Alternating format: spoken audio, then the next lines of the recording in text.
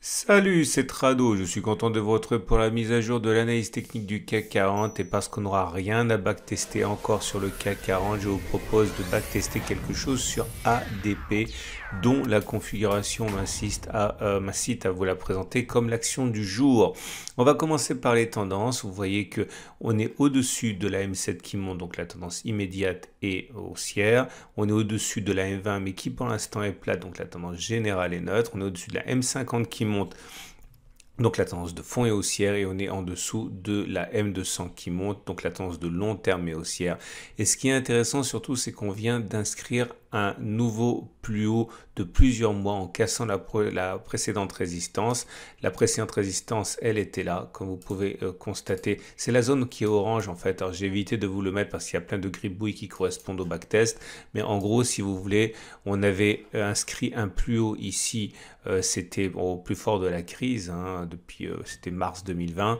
Et depuis, malgré de nombreuses tentatives, que ce soit ici, ici, ou ici, on n'avait jamais réussi à clôturer au-dessus, et comme vous pouvez le voir, on vient de clôturer au-dessus, donc c'est une cassure de résistance très significative, et à partir de là, effectivement, ça mérite la peine d'être étudié. La prochaine résistance, elle est pour moi assez lointaine, c'est une résistance hebdomadaire, elle est à 146-150, c'est-à-dire 146-150, ça nous fait environ 20% au-dessus de nous. Pourquoi? Parce que si on revient sur les données hebdomadaires, on peut voir que ici, on avait un support, le support a été cassé, et généralement, lorsque les supports sont cassés, ils changent de polarité, ils deviennent résistance. C'est pour ça que c'est notre prochaine zone obstacle importante. On revient sur les données journalières, et puisque la configuration en place m'incite à être positif sur la valeur, je vous invite à regarder ce backtest que j'ai trouvé pour vous qui concerne le KST. Alors, si vous n'êtes pas habitué à l'analyse technique et encore moins à mes formats, vous demandez ce dont il s'agit. Il faut savoir que c'était un indicateur très branché, très branchouille, très en vogue il y a peut-être 10 ans. Et puis depuis, c'est tombé un petit peu en désuétude, à tort, parce que c'est pas mal du tout. Et comme vous pouvez le voir, le KST vient de passer au-dessus de son signal. Donc on va regarder ce qui s'est passé à chaque fois que le KST est passé au-dessus de son signal, comme ici, aujourd'hui, ou alors comme là.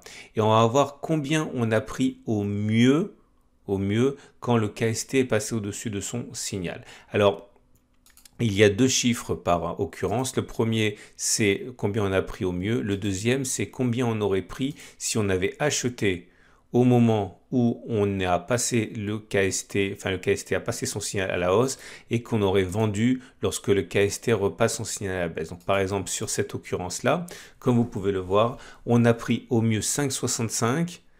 Par contre, si on s'était contenté de vendre au moment où le KST repassait en dessous de son signal, on perdait 0,81%. Ok, donc c'est parti pour la deuxième occurrence qui apparaît ici. Donc le signal a été donné sur cette bougie-ci, le KST est passé au-dessus de son signal. Au mieux, on a fait plus 14%, mais si on était sorti au moment où le KST est repassé au-dessus de son signal ici, on n'avait plus que 1,92% de gain. Je vais enlever les autres moyennes mobiles parce que ça empêche de voir un petit peu. Voilà. On enchaîne, voici le troisième, et puis après on va simplement se contenter de dérouler. Au mieux, suite au signal, on a pris 42%, mais si on sortait au moment où le KST repassait en dessous de son signal, le gain ne s'établissait qu'à 26%. Alors là, je vais simplement détailler cet exemple-là, parce que pour vous montrer que ça ne marche pas à tous les coups quand même. Le signal a été donné sur cette bougie-ci, et comme vous pouvez le voir, à aucun moment on a fait plus avant que le KST repasse en dessous de son signal. Donc en fait, ça c'est vraiment un contre-exemple, un faux signal, puisqu'on a perdu 1,92% en vendant au moment où le KST repasse en dessous de son signal. Voilà, maintenant je vais aller plus vite. Plus 2% au mieux, moins 10,6% en attendant le croisement à la baisse. Ici, plus 20, plus 0,93, plus 12, moins 18,18, plus 10, plus 7,52, plus 6,27, plus 3,43, plus 6,80, plus 2,50, plus 3,13, plus 1,24, plus 3,38, moins 1,01, plus 5,99 moins 0,37, plus 2,14 moins 4,79, moins 7,99, plus 2,44 moins 4,43, plus 3,15 plus 0,05, plus 12,79 plus 7,01, moins 3,35, moins 0,43, plus 20 plus 15, moins 6, moins 2, moins 1,5, plus 3, plus 1, plus 7, plus 6, moins 0,18, plus 18,9, plus 13,73, plus 1,23, moins 4,57, plus 1, moins 7,23, plus 1,45, moins 3,02, et ça, c'est terminé. On arrive à 31 occurrences avec le bilan suivant. Alors tout d'abord, tout ce que je vais dire n'est pas suffisant pour établir une stratégie fiable, puisque sur 31 occurrences, on ne peut pas établir des lois qui soient fiables. Donc c'est donné à titre purement informatif, c'est pour partager ma méthode. Mais déjà, ce qu'on peut dire, c'est que sur les 31 occurrences, 24 fois, on a fait un plus haut une fois qu'on a eu le signal, et 7 fois seulement on n'a pas fait de plus haut. Ça a été en fait le plus haut le moment du signal. Autrement dit, dans 77% des cas, on avait des chances d'aller plus haut que si on achetait ce jour du signal, et dans 23% des cas, non. Ok. Par contre, à savoir également que si on se contente de sortir au moment où le KST recroise à la baisse, eh bien il faut savoir que 14 fois on a terminé en terrain positif et 17 fois on a terminé en terrain négatif, tout en sachant qu'on gagnait plus 6,19% en moyenne quand on sortait en positif que on perdait, puisque quand on perdait seulement 4,6%. Ok, mais l'idée surtout, c'est de comprendre que si ce backtest était valable, en achetant maintenant, en ayant cassé une résistance, etc. Bon, il y a de fortes chances quand même pour que ça continue à monter, qu'on n'ait pas fait les plus hauts. Alors si je devais acheter, je pense que je mettrais mon stop loss, c'est-à-dire ma prise de perte, hein. Voilà, à peu près par là, aux alentours de 215, à mon avis, hein, c'est bien mal. On peut voir les choses différemment, on peut le mettre sous le précédent plus bas. C'est très classique, à moins 12%. Ok, moins 12%, ça peut faire peur comme ça, mais il est fréquent. Je suis sûr que ça vous est déjà arrivé de perdre 12% sur un trade. Le tout, c'est d'adapter la taille de la position pour que ce trade ne soit pas fatal, hein. Donc, c'est la première des solutions. Si vous voulez un stop plus agressif, hein, une clôture en dessous de la résistance, ici à moins 6, moins 7%, ça peut aussi faire l'affaire, hein, je pense. Voilà. Maintenant, il faut savoir que si vous faites ça, il faut viser au moins la distance que vous risquez de perdre. Donc, si vous mettez un stop à 7%, il faut viser au moins plus 7% pour que le jeu emballe la chandelle, hein, en imaginant que vous ayez raison une fois sur deux. Bon bref, si votre objectif est d'aller chercher la résistance hebdomadaire des 140-650, ça passe, hein. Voilà ce que je pouvais dire pour ADP. Si votre voyage avec moi s'arrête maintenant, pensez, si vous avez aimé ce format, à me suivre sur YouTube, sur Twitter, sur Facebook ou sur Boursorama. Je fais des analyses tous les jours. Vous pouvez retrouver sur mon blog également, en plus des vidéos, des podcasts avec les meilleurs traders que j'ai interviewés. Vous avez l'adresse juste sous la vidéo. Pensez également, si vous perdez de l'argent, à regarder la vidéo qui est en haut, tout en haut. Là, c'est sans doute la raison principale pour laquelle vous perdez de l'argent. Et on enchaîne avec le CAC 40 que je vous invite vraiment à regarder pour voir ce qu'on peut faire avec quelques années de pratique.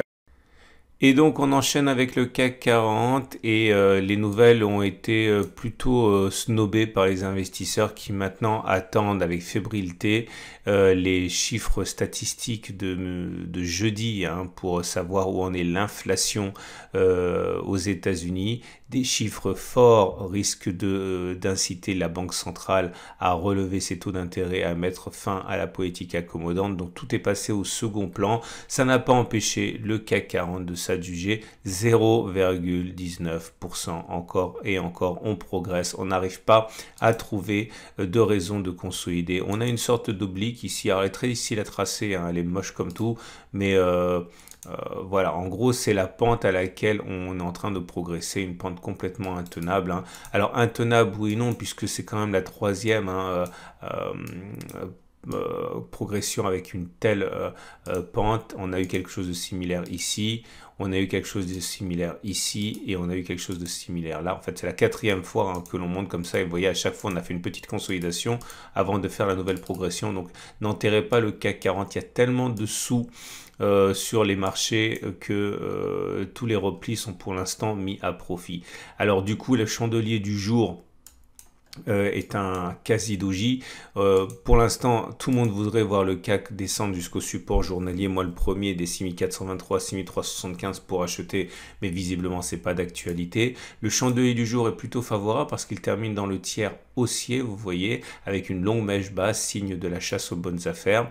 Mais quand on regarde les bougies Aiki Nashi, c'est une simple confirmation de ce qu'on a déjà dit hier, à savoir une bougie verte, une bougie sans mèche basse, sont des bougies qui sont haussières et qui sont annonciateurs normalement d'une continuation de la hausse. Donc la bougie du jour Aiki Nashi plus le chandelier classique normalement incite à penser que la progression devrait encore se perpétuer et bon, on peut toujours et il faut toujours se méfier d'une consolidation, mais il n'y a aucune raison de privilégier ça aujourd'hui plutôt qu'autre chose, hein. D'ailleurs, les éléments techniques militent pour une continuation de la hausse. La M7 est ascendante, on est au-dessus, donc la tendance immédiate est haussière. La moyenne mobile à 20 jours est au-dessus et haussière, on est au-dessus, donc la tendance générale est haussière. La moyenne mobile à 50 jours est ascendante et on est au-dessus.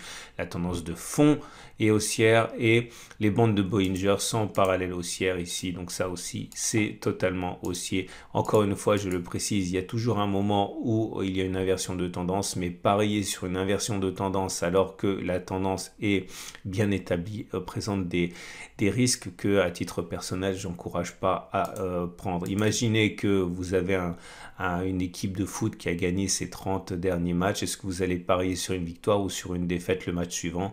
Vous avez compris ce que je veux dire, hein. Donc forcément, à un moment ou à un autre, ça va payer et le champion va perdre, mais c'est quand même pas ce qu'il y a de plus plausible. Et du coup, ça nous amène aux indicateurs techniques, mais il n'y a rien de plus à ajouter, hein. C'est pour ça que j'ai analysé ADP, hein, tout est haussier. Et on termine donc avec l'Ishimoku qui lui aussi est haussier et depuis belle lurette, puisque nous avons la Tenkan qui est ascendante, la Kijun qui est ascendante, le nuage qui est ascendant, ça fait Tenkan qui monte, Kijun qui monte, nuage qui monte. Bref, il n'y a vraiment aucune raison de penser à une inversion de tendance prochaine. On va donc terminer avec les trades du jour. Alors, si vous voulez acheter, si vous avez un billet acheteur comme moi, le problème c'est que si vous achetez maintenant, il vous faut un stop loss. Si vous mettez un stop loss, vous le mettez où? La solution la plus logique, la plus classique, c'est de la mettre sur un support.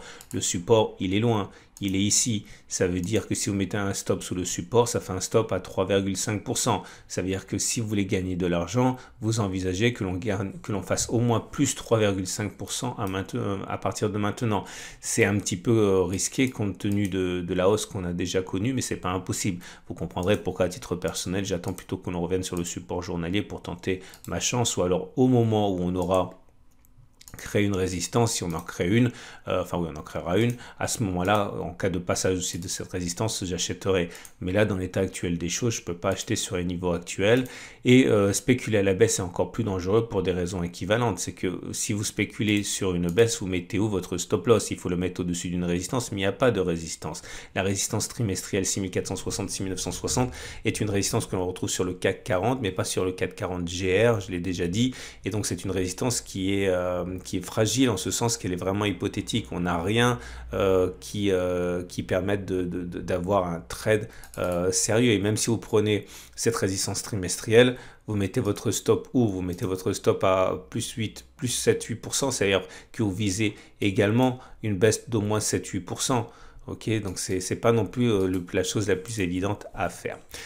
Voilà ce que vous pouvez dire pour cette analyse express du CAC 40, parce que tout simplement tout se déroule pour le mieux et on n'a rien à ajouter. Je souhaite une excellente journée. J'invite à regarder l'analyse technique de l'or si vous êtes séduit par de la diversification. Et je vous dis à demain pour la mise à jour.